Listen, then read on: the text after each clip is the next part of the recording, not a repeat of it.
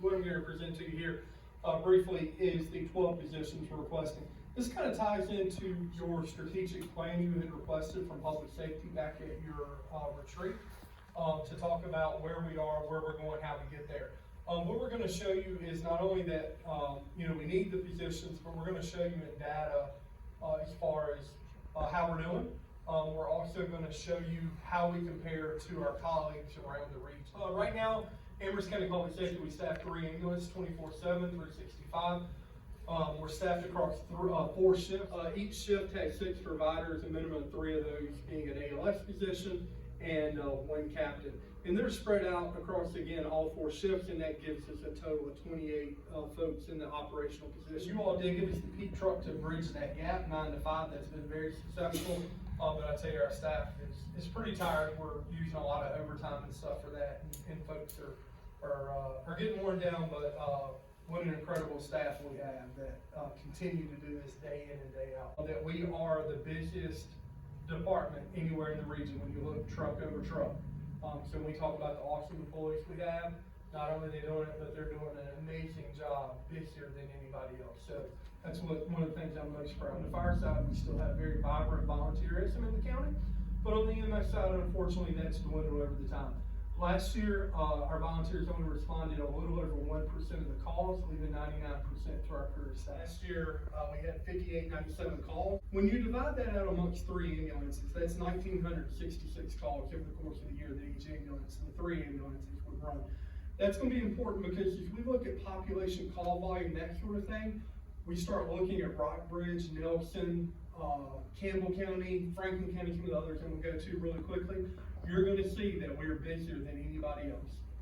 And it's hard when you're looking at population, that sort of thing, to equate that, but we're using that yearly call per ambulance as kind of that litmus test among every department. Our calls that were less than 7 minutes in Amherst County, and that's according to the national, and we use that number. I'm telling you why we picked those numbers.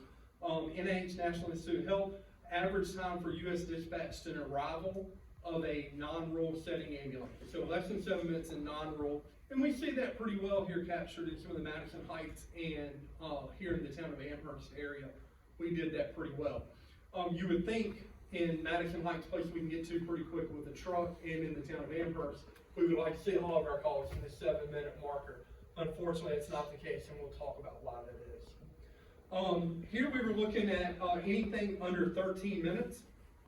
We picked 13 for 2 reasons. One, the median response time for rural settings across the country is less than 14 minutes. But we picked 13 minutes for this color coding because 13 minutes is what American Heart Association says is the upper limit for a cardiac arrest. Somebody goes into cardiac arrest at your house tonight, even if you're doing bystander CPR, survivability is almost at 0% if EMS can't arrive within that 13 minutes. So we kind of said 13 minutes was that gold standard. So I unfortunately have to show you where we are over 20 minutes throughout Amherst County. And you're going to say, why in the world are we 20 minutes in the Madison Heights or the town of Amherst? We're having to respond from another station. We're having to hold a call.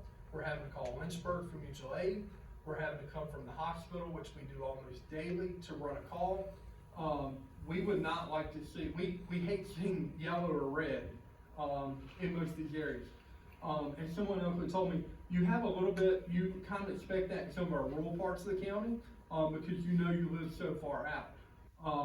But when you're in a pretty condensed area, you expect when you call 911, you're going to get that service pretty quick. 1195, 7 to 13, 1869, 13 to 20, 1461, and then unfortunately over 20 minutes was 840 calls.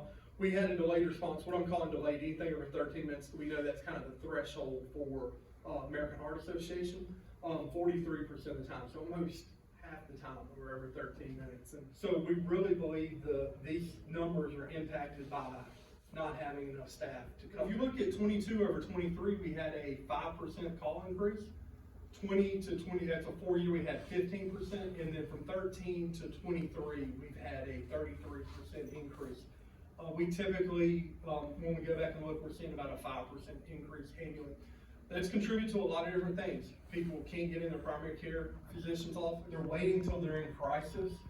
You know, if somebody has high blood pressure or something of that nature, they wait till they're in crisis to call 911.